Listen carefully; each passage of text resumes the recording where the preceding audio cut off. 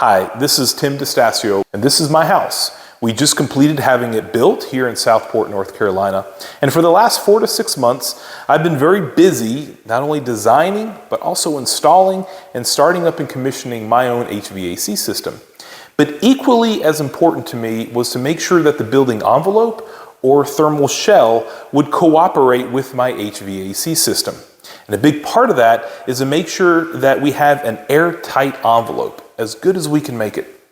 And that's because we're on the coast and we want to keep the heat and the humidity outdoors, as well as to keep outdoor pollutants from getting inside and perhaps causing some respiratory and air quality issues here indoors. So in order to have a safe, healthy, comfortable, and energy efficient home, we needed to give the thermal shell equally as much attention as the HVAC system. Here you can see all the places that air can leak in and out of a house. It's astonishing, actually, but when you think about it, anywhere where two building materials come together and are not sealed, there you have an air leak. Now, my house would be a little bit different from the house that you see here. My house would be built on a slab. And in order to define the building envelope or thermal shell, you've got to put some forethought into it. This is what's going to separate the inside from the outside. In the vast majority of homes built to code, the thermal envelope is defined as whatever is in between the sheetrock and the floor.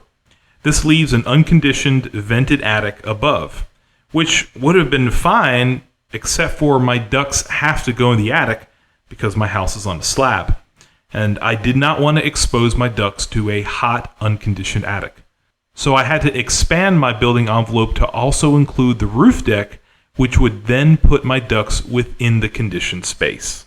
Sealing an envelope is a combination of various techniques and strategies. Let's first talk about how I would seal my bottom plate to the slab. If you seal it from the inside, it might be a little easier because it's a little bit more accessible, but imagine your air. Okay, so you can't take this path to get out of the house, but you can take all this path. And so it's really impossible to seal all those paths.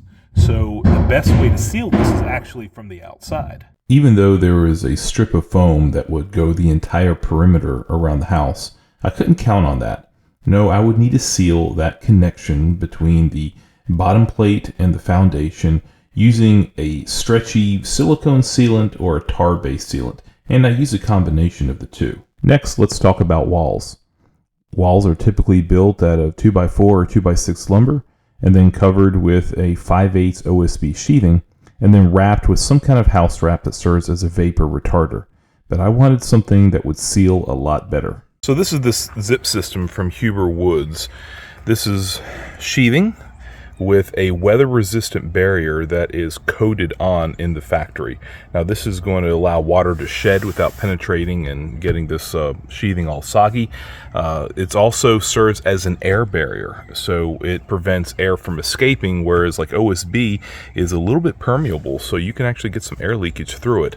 Now anywhere where you have seams, where the two pieces of sheathing come together, you've got to use their proprietary tape. This tape is made for the substrate that is on the sheathing, and it's really important that you also roll the tape on there, and when you roll it, it leaves little dimples on there. And I had to get onto my framers about coming back and actually rolling it because they were just putting it on by hand. But this is the correct way of installing it. The result is that we have an air barrier here on the exterior, so we don't have to worry about spray foaming the walls because this is what's preventing our air from leaking out of the house. Let's next talk about the roof deck. Remember, I wanted my ducts to be in the conditioned space, which means that I had to extend my envelope to the roof deck. And I did that by using the spray foam, an open cell spray foam that not only served as an insulation, but also as a very effective air barrier. This means that my attic would be considered a conditioned or a semi-conditioned space, and it also would be unvented. This summarizes the 3 different strategies that I use to air seal the house. But the weak point is where these strategies come together, because they're made up of different materials, and these are possible leak points. So I would have to give these extra attention. For example, in the soffits, these are where my zip system sheathing and the spray foam insulation would come together. And if I wasn't careful, this would be a huge leak point around the entire perimeter of the house. What I really wanted my framers to do was to notch around the rafter tails so that my sheathing could go all the way up to the roof deck. That would make it a lot easier to air seal. But that's not what they ended up doing. They did what they typically do, which is just take it up to the bottom of the rafter tails, leaving about an 8-inch gap, because that's what's typically done with a vented attic. So this would require me to go around the entire perimeter of the house and use scrap OSB and cut little pieces that would fit in between the rafter tails. This would provide blocking for the spray foam to adhere to, and then I'd have to seal around all of those joints. The folks at Quickflash were kind enough to send me some products to try out for my house. These are flashing kits for various types of penetrations, but these products are really cool. They got a little rubber gasket here that your pipe penetrates through. You're going to tape around this, and then you can use the zip flashing tape or the stretch tape to really make a good seal. This is a lot better than just drilling a hole and then trying to foam that penetration, especially in tight spaces. The foam may not reach everywhere. A caulk gun may not reach everywhere. And if you're really going for a super tight envelope like what I am, this is going to be really a good upgrade. Now, the way that we test air tightness is by using a blower door. A blower door can either pressurize or depressurize a house, and then we can measure how much air it takes to do so the house reaches a target pressure, usually of 50 pascals. Now, one thing I did not realize until way too late was I'd been so busy trying to air seal the house correctly and fix all the places where potential air could leak out, and I didn't even think that there was a giant gaping hole in the wall that separated my garage from the rest of the house. And I had to think quickly because we were going to do our air test just a couple days later. So I grabbed some house wrap, we stapled it to the studs. I used a combination of silicone and spray foam to really go overkill and make sure that we established a good pressure boundary. And it worked. Now, if you've been following some of my content, you'll know that after the rough-in stage of building, Sam Myers with Retrotec came over and we did an air tightness test at that stage. Now, the siding wasn't put on, the sheetrock wasn't on yet, but that didn't really matter because my layers of air tightness, my air barriers, were already established with zip system sheathing and spray foam insulation on the roof deck. Now, that initial rough-in air tightness test revealed a lot of little bitty leaks that add up in the aggregate, and we found those using some theatrical smoke and other means. So I had a little bit of work to do in the meantime. So I worked on sealing up those leaks. Now we've got some siding on, but we also have sheetrock on, and the sheetrock is an added layer of air tightness or an added air barrier that will help get that air tightness number just a little bit better.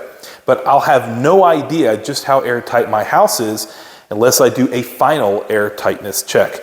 And that's exactly what we're going to do today. So why don't you come along and I'll show you what we did. There are several different metrics for measuring the air tightness of a house. We're going to talk about ACH 50, which stands for air changes per hour at 50 pascals. This measures how much CFMs it took to depressurize my house to 50 pascals. We're going to multiply that CFM number by 60 and then divide it by the volume of the house. Here you see some common standards. Now, I would have been really happy to be under 3 ACH 50. But actually, I got 3 ACH 50 at my rough test, and that was before I did a lot more air sealing to fix all those tiny little leaks that the smoke test revealed. So I knew I was going to be a lot better, but I didn't know just how good I'd be. Well, the moment of truth came. I set up my blower door, I made sure all my windows and other openings in the envelope were closed, and I baselined my manometer. And I depressurized the house to negative 50 pascals, and my ACH number was 1.5. That was incredible. I was shocked how low it was, but it just really validated all the time, expense, and attention that I gave to air sealing the house. And I would have an airtight, healthy home where I could control how much fresh air came in through proper ventilation, and I wouldn't have to worry about other pollutants coming into the home. Building an airtight home is a very detail-oriented process. It requires a lot of planning and forethought. It's also a very humbling experience and requires a lot of perseverance. But because we took these steps, my wife and I will be able to enjoy a safe, healthy, comfortable, and energy efficient home. Do you have any questions or comments? Feel free to leave them below, and as always, thanks for watching.